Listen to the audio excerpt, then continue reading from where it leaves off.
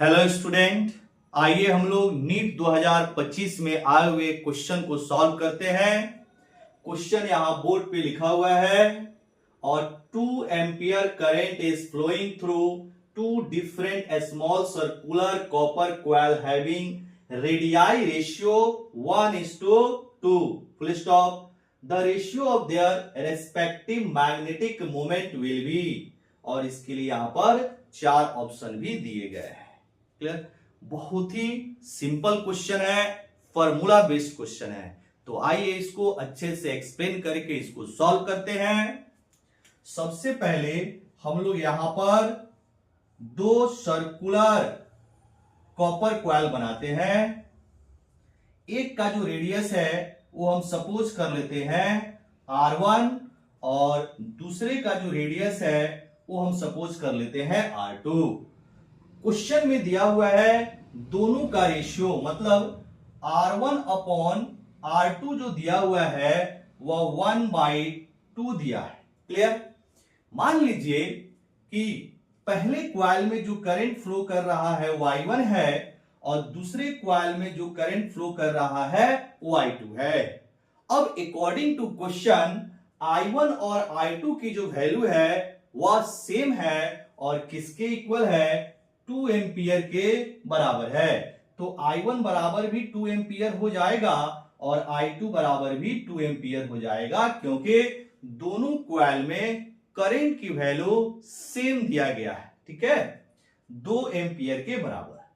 अब इसके बाद हमसे पूछा जा रहा है कि इनकी जो मैग्नेटिक मोमेंट की रेशियो होगी वो क्या होगी।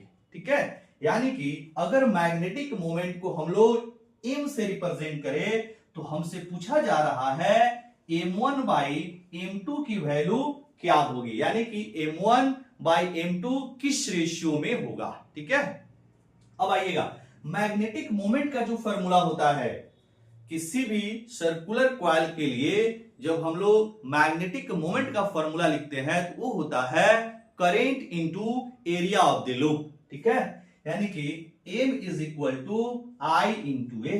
ठीक है, तो अगर हम लोग m1/m2 करें, यानी कि m1/m2 लिखे तो ये हो जाएगा I1A1 अपॉन I2A2। क्लियर?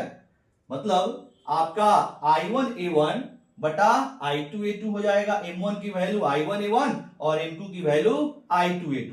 अब देखिएगा I1 I2 की वैल्यू सेम है, 2 एम्पियर के बराबर है, और आपका एरिया जब निकालेंगे तो सर्कुलर लूप की एरिया क्या हो जाएगी? पाई आर स्क्वायर। ठीक है, तो इसको अगर हम लोग एरिया को तोड़ दे तो क्या मिलेगा? m1 upon m2 is equal to I1, और आपका एरिया हो जाएगा A1 बराबर पाई R1 square divided by I2 into pi R2 का होल R2 का स्क्वायर हो जाएगा।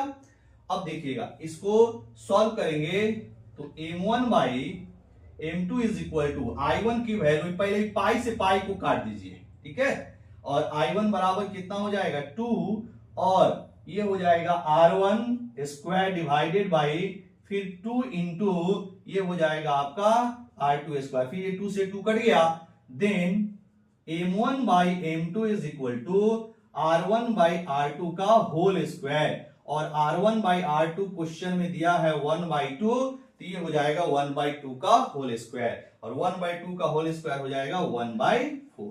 इट मींस m1/m2 की जो वैल्यू होगी वह 1/4 के बराबर होगा, और 1/4 को क्या लिख सकते हैं? 1:4, 1:4, यानी कि इसके लिए जो करेक्ट ऑप्शन होगा ऑप्शन नंबर फर्स्ट।